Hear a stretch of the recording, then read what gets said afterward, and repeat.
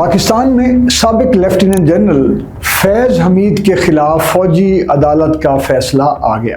Field general court martial کی کارروائی کا آغاز 12 اگست 2024 کو ہوا تھا، جو 15 ماہ تک مختلف مراحل سے گزرتی رہی۔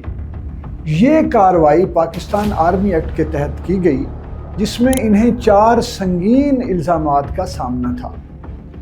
فوج کے مطابق الزامات میں سیاسی سرگرمیوں میں شمولیت، آفیشل سیکرٹس ایکٹ کی ایسی خلاف ورزی جو قومی سلامتی کے لیے نقصان دہ سمجھی گئی، اختیارات اور ریاستی وسائل کا غلط استعمال اور بعض افراد کو غیر قانونی نقصان پہنچانا شامل تھا۔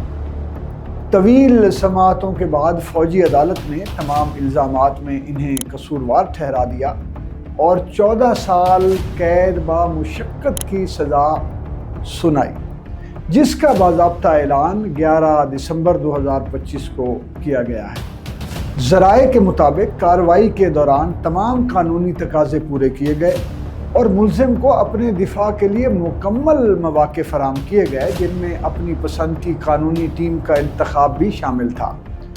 فیض حمید کو فیصلے کے خلاف مناسب فورم پر اپیل کا حق بھی حاصل ہے۔